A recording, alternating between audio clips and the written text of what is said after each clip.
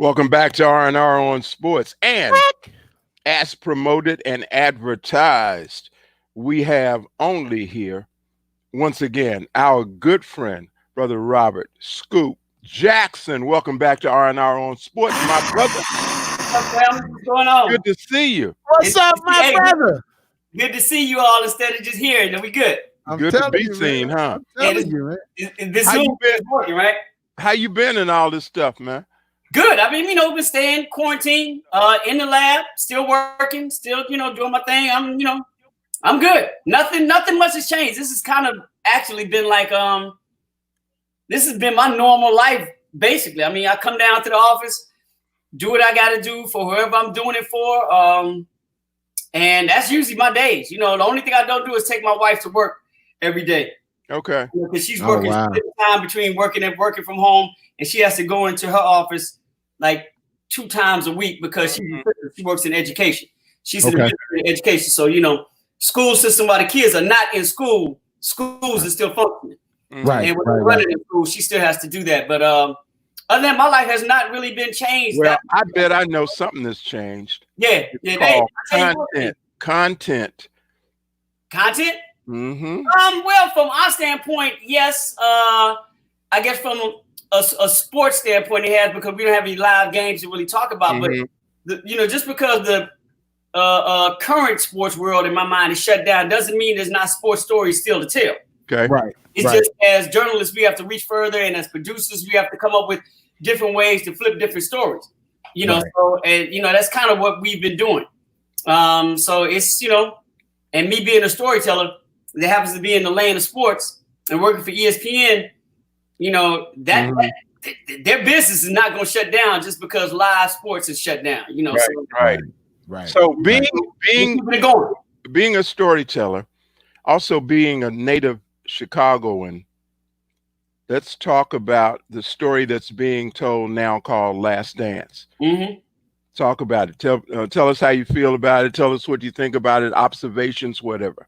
Yeah, I mean, I love it. To be honest with you all, it took me a minute to pull away from the saltiness or the minor saltiness I had for not being a part of the film.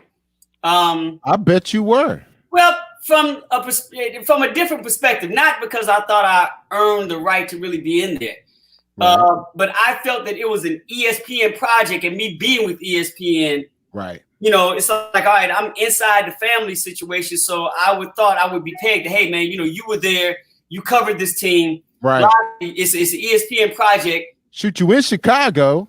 I was in Chicago. I was one of the few national guys that was living in Chicago that worked for a national public. I was with Slam at the time. But all the people you see in the films, the J.R. Dondes, Michael Wilbons, Jackie McMullins, all these other cats that weren't covering the Bulls from a local standpoint. Like Sam Smith covered the Bulls for a local standpoint, so he was here. But all these other cats that are involved in the film, they flew in, so they only saw parts of this. Me, tell me what they missed. Tell me what would you have added? They missed a lot, but if you go to the nuances of the film, there's a lot of stuff that isn't in there that goes on, and me as a journalist and being there, I have to pull back and stop nitpicking. Oh man, they should talk about this, or they should continue this story, or this needs to be said. Because when you're close to the situation, you start looking for those things, and I have to remind myself and get out of that journalist mode. Okay. Dust that salt off about not being in it, and realize that's not what they're trying to do. That's not what this film is about. So step back and just enjoy it as a fan. And I found a way to be able to do that. But as I watch it, I still take notes, mental notes about stuff that isn't in there. And not being in there, for me, like I said, I was salty at first, but I understood later on that ESPN did not select the individuals that were in the film because all they did was buy the film. They didn't produce it. Okay. It wasn't. It was a Mandalay Sports and NBA Entertainment production that ESPN bought the rights to, and Netflix bought the rights to. So they didn't make that call. There's another story I'll tell you all off air that goes a little bit deeper than that. But that's what once I was able to get that out of my system and then pull back that journalistic, step back from the journalistic mode that we all sometimes are in when we watch things like this, that we were a part of or were close to or know more about. Right. Mhm. So I've been able to really, really sit back and enjoy it for what it is. But I still have taken notes about things I thought they should have dived into and things they chose not to dive into that I always felt were strong parts of the narrative that built up that final year of the Bulls making that run for that 6P. This is R&R on Sports, and we're speaking with Scoop Jackson, one of the best ESPN storytellers in history. I don't know about that. So I don't know about that. Well, you know, you being a little modest, but I've been watching and listening to you since and reading your work since Scoop magazine. Since the Slam? Slam. I'm sorry. Right. And name the magazine after you. Well, yeah, because that was the reason why I picked up the magazine, because of Scoop. I mean, literally, me and my boy Shannon White, and you know Shannon, we used to compare and talk about the different articles in that month's Scoop. Slam magazine, and it was all about Scoop. It was like, man, did you see what Scoop wrote? You know, and he was our eyes and ears that sound like us, that talked about the game like us, and everything else. So we had a special affinity. None of the writers in Sports Illustrated talked in our language. None of them were using slang that we used. So when we found someone talking in our language about the sport that we loved, man, we were like flies to honey, man. We were all over his stuff. Or just telling sides of the story that connected to you, whether the language was there or not. You know, like I'll use Larry Bird as an example. We were able to tell Larry Bird's story when we told Larry Bird's story from the black side of things. What Larry Bird meant to us. It wasn't about, listen, it was about his basketball, but it was about him being that white dude dominating in our sport and us having to accept that. You know what I'm saying? Like we had, as much as we wanted to hate Larry Bird, we had to give him all type of love because he was just. You had to give it to him. You had to give it to him. Slam magazine, so it wasn't just like the language and this that, and the other. It was certain angles that I took, you know, to tell our stories because I knew nobody else was going to do it, and I knew this is relevant to us. Right. You know, we don't walk around for 10, 15 years telling the Larry Bird story that only we know, and it would be irresponsible of me to have a position and a platform to tell that side of the story that if I don't tell it, nobody outside of our community talks about it. And that's basically saying that our story and what we talk about, how we feel about things is irrelevant. Right. And that's always been far from the truth. So, yeah, I think I hear what you're saying. I appreciate what you're saying. But my thing was also that it wasn't just about trying to connect with you in a form of communication that you were comfortable with. It was also about telling sides of stories that reflected what we went through and how we saw things.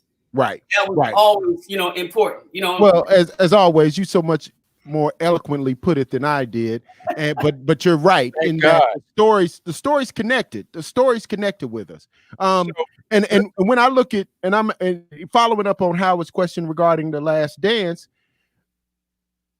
it's interesting to see that Michael Jordan has now had an opportunity to tell his side of the story.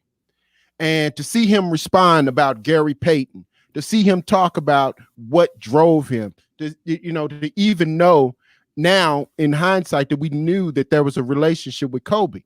What is the thing that surprised you most so far in The Last Dance? Okay, I hate to say it to you because it changes from episode to episode, but I can say through the course of this, I'll say 8 episode run so far, there have been things that have surprised me.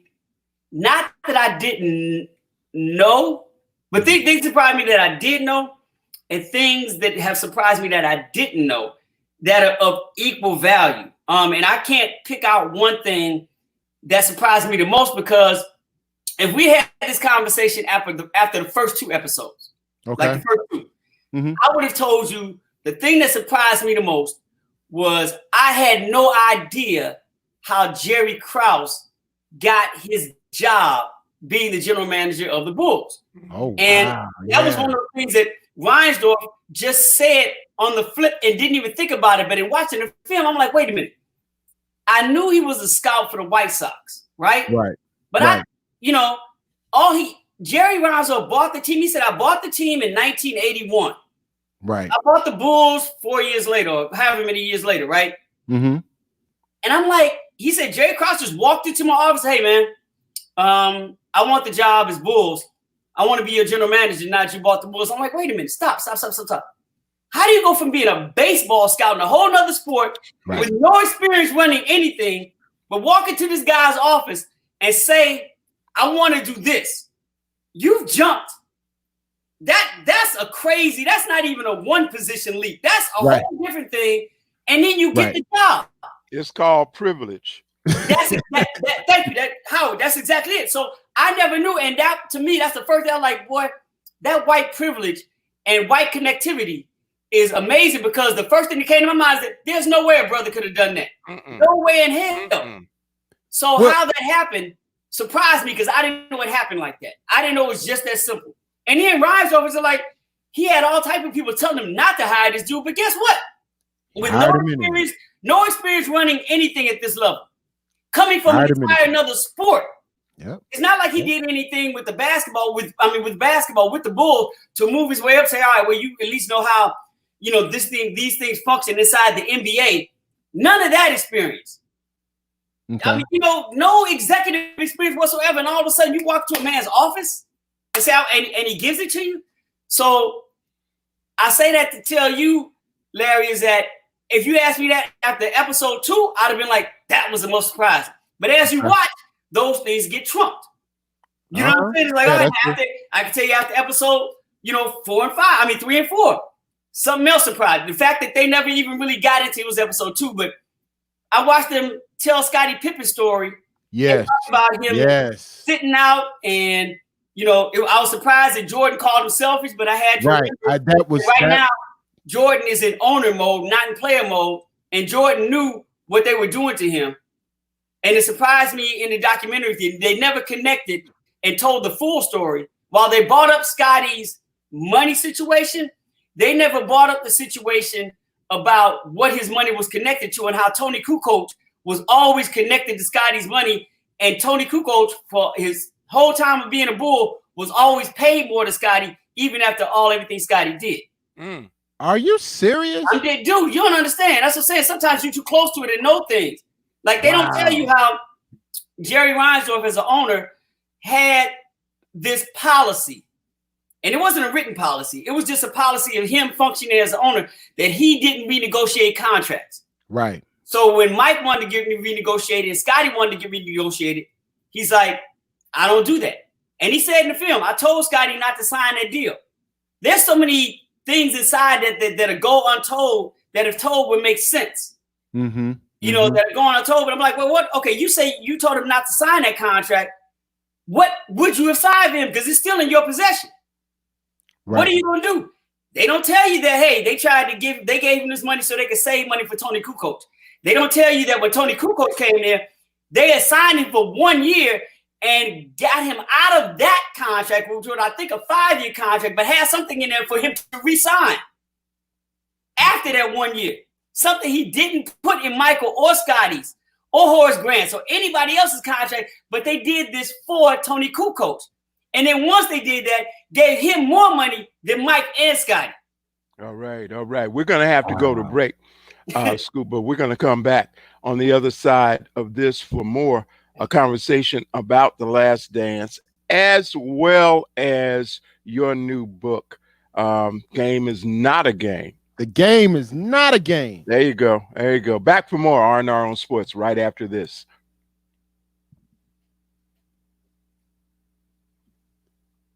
Okay. 3, 2, 1.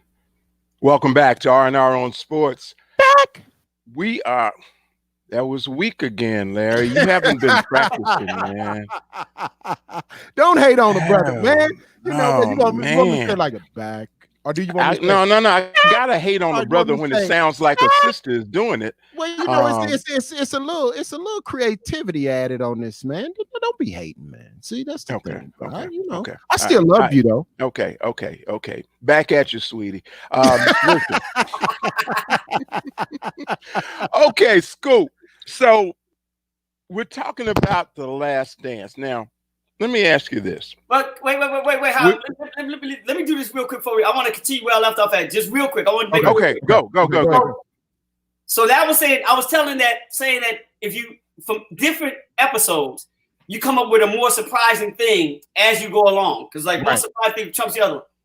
What else surprised me, like after episode 6, I didn't realize how dope the soundtrack to this whole thing was. It's a Spotify.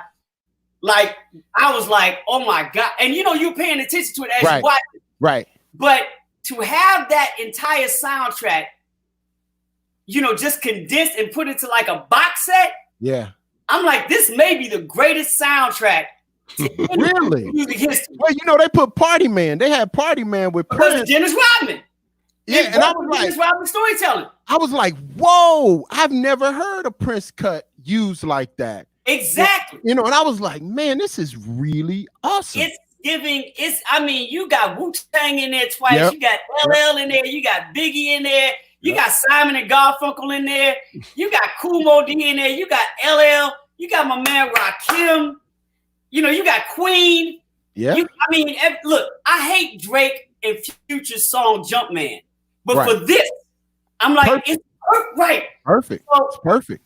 That surprised me. But you know what, though? You got to slow up. You got to slow up, Scoop, because, you know, Howard really don't know, outside of Simon and Garfunkel, he don't know any of them other names. So that's you gotta, not true, man. You know, so you got to slow up. You know, he might know LL Cool J, but that's it. We'll get him a Spotify account. He can listen. I know this song. No. Come on, man. Let's talk about this book, man. R&R needs to know about The Game Is Not a Game. Now, you start out with the American hypocrisy with the NFL. I just got to jump right in, man. No. Hold on.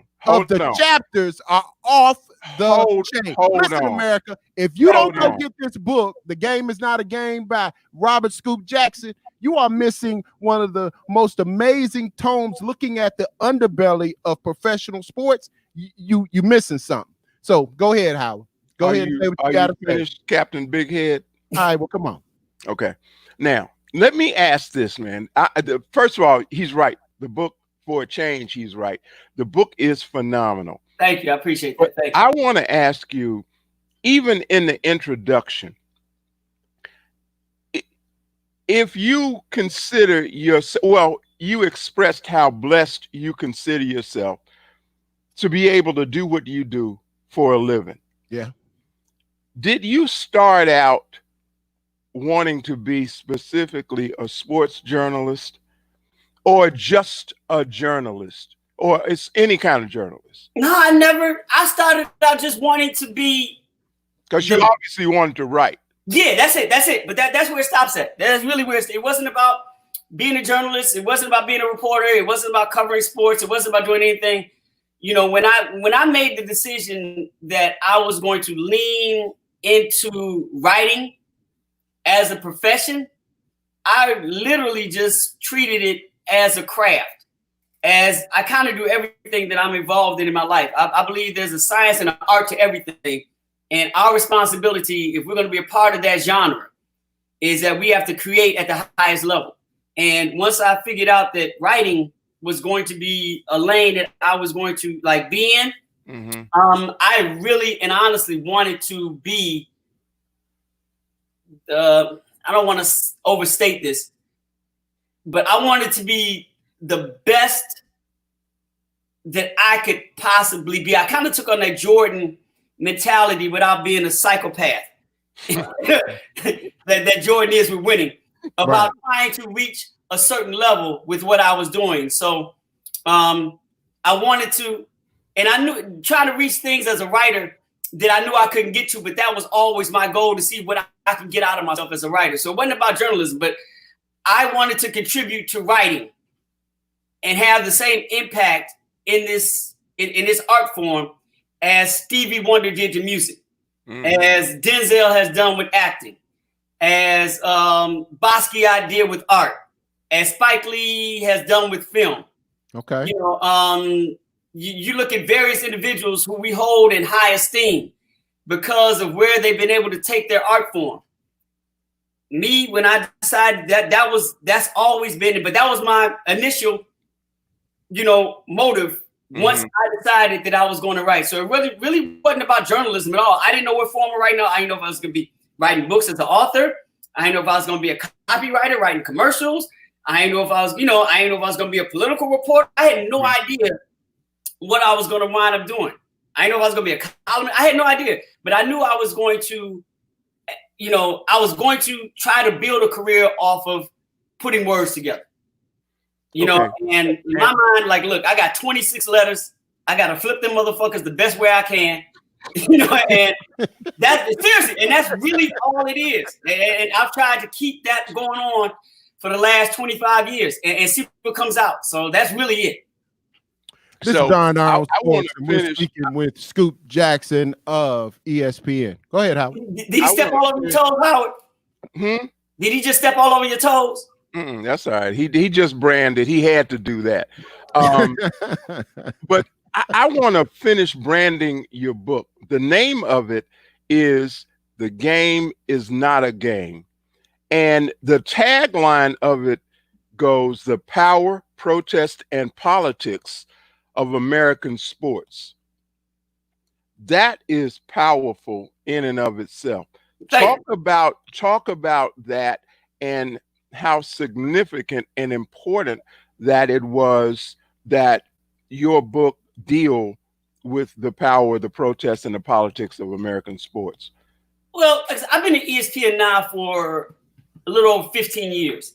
And I've been, if you include my time at Slam Magazine and doing stuff with Nike and all the things I've been able to do, I have a 25, 26 year career in dealing with elements of sports collectively. And in doing that, I understand that there is a business side when you get to the professional level that drives sports. Right. And we very rarely discuss the power that side has. We talk about that side, but we don't talk about the power that side has. And after doing this for as long as I have, I just felt that it was time to basically do a deep dive from my standpoint in what I've seen, what I witnessed, what I've been a part of, and what I believe to be is the truth behind the power, that the business side of sports has over the art of sports. And I wanted to, because I haven't had the privilege of going all over the world and covering sports on a regular basis. There have been, spots and things and assignments that you travel outside of the country to do. But I wanted to make it American specific, because I think American business and the importance of power when it comes to American business are connected in a way to sports that I don't think goes global the way it does here. So I wanted to make sure I really concentrated on American sports and what I see and what I believe to be a different mode of operation when it comes to sports in connection to power and business, here in the States. Because I think as corrupt and as hypocritical or whatever word you want to use as other, sports leagues may be globally, I think the NFL has its own set of rules in which they operate. And that's kind of an embodiment of how America functions when it comes to sports and the power of sports and the business side of sports. But why the American hypocrisy? But why the American hypocrisy? Right. So it's, that's different than what we may see in Spain. That's different than what we may see in Greece. That's different than what we may see in parts of Australia. There's a power and a racial dynamic connected to American sports, American professional sports, that I don't know if it exists globally. I don't think there's a NCAA, a sports entity globally that functions the way our NCAA does, and power and control that, once again, white men have over an entire sport. Yep. So I want to make sure that if I'm going to do something and write something about this, that, I stay specific to how I see America in the role of puppet stringing our athletes, puppet stringing our fans, from the power attained by running sports organizations. Well, listen, this is Iron Sports, and we're speaking with Scoop Jackson of ESPN. Now, what's interesting to me is that you got a few titles that are really, really unique. And one of the things I would say is, the American hypocrisy, the NFL, white and woke, talking about Greg Popovich and Steve Kerr. What I want to ask you there, do we now add Tom Brady to that list of being white and woke? Not necessarily. If I had to add somebody else, and I wanted to add somebody else to that list, and I wrote the book before this actually happened, but I would have added Megan Rapinoe. Oh, right. She would have been the third piece to that party. Tom hasn't earned it yet, am I right? But she has. What about Chris Long? What about Chris Long and the fact that he was one of the few white men in NFL that actually took and supported? Here's the thing. I know Chris for his 1 or 2 acts. The people I'm talking about have built their careers and been consistent over the course of years, of their paths of doing that. And I only know 1 or 2 or 3 incidents that Chris has done. And for me, I don't want to say it's not important, but I don't put it at the level of what Popovich, Rapinoe, and Steve Kerr have been doing for, 10, 20 years. Wow. Unfortunately, last question, Scoop. What do you want to be the primary takeaway from everybody that's going to read this book? The primary takeaway I would like for those to I'm talking the primary. Well, here. The one thing I would like everybody to take away from it, and I'm kind of leaning towards people who may disagree with some of the things I wrote, and I know there's going to be a large audience that looks at this and reads it and disagrees with a lot or some of the things that are in there. The primary takeaway I want them to walk away with is say, well, at least I didn't think about that, and it makes sense. You know what I'm saying? I still disagree with it, or I might not agree with it. But you know what? He makes a good point. And I never thought about it that way. And I think that's the one thing I think that lands on both sides. Even people that will agree, with what I wrote, still will walk away and say, you know what? I never thought about it that way. All right, hold on. One more thing you gotta touch on before we close out the segment. The miseducation of LeBron James. Touch on that real quick. I just think that, I titled it Our Miseducation of LeBron James because I think we put LeBron James in a situation where he was failed. He couldn't win from the beginning. I mean, we gave him this pedestal coming out of high school and put the pressure on him to be, in the GOAT conversation right out of high school because for a lot of us, he was the greatest high school player we'd ever seen. But to expect him to carry that with all that weight, and especially the way the world operates now from a social media standpoint, the power that brings to you for a young man at 19 years old to be able to carry that over the course of a 15-year career and not fall off. Right. Not stumble. Live up to. But there are certain things that he's done that have, brought himself down. There are things that we have done with expectations on him that have not been fair to him. There are breakdowns within the GOAT conversations that we have made up for reasons unknown. Right. Before he even stopped playing that I think are unfair to him. And I think there have been times where he's been viewed unfair. And I think there have been times where he's had his part in being viewed unfair. So at the end of the day, I think a lot of that, at the root of it all, is placed on us. Because we're the ones that made LeBron the king. He just called himself that. We made him king. And I tried to write a chapter that put his, how we look at him and how the world views him on us.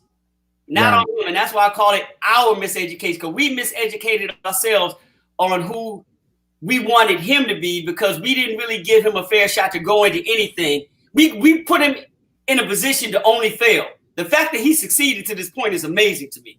Yes, I'm right there with you on that. It is. It's amazing to me. But, so I wanted to at least do some deep dives into the various areas, of his life that I think we have, miseducated ourselves on and not giving him a fair shot. It is an incredible read. Tell everybody, please, how they can get Game Is Not a Game. It's on all right now, since you can't go in bookstores and get it. It is, Amazon carries it, Barnes and Nobles. There are many, book websites, a lot of them. Booktopia, there's a bunch of them. You can go there and get it, or you can go to the publisher, which is Haymarket Books, and their site is haymarketbooks.org, and you can actually get the book right now because because of the quarantine all of their books are 50% off, so including mine. So they got some amazing artists on haymarketbooks.org, and you can copy it right there, and they'll mail it right out. So all right. Absolutely, man. Hey, it's always a pleasure, brother. It is always a pleasure. Always. And the book. Can I say one thing before we get off? One thing. Go ahead. I want you all to watch the last 2 episodes of The Last Dance, right? Okay. And I want you to come back to me, and after watching all 10 episodes, I want you all, and the people listening, I want them to do this too.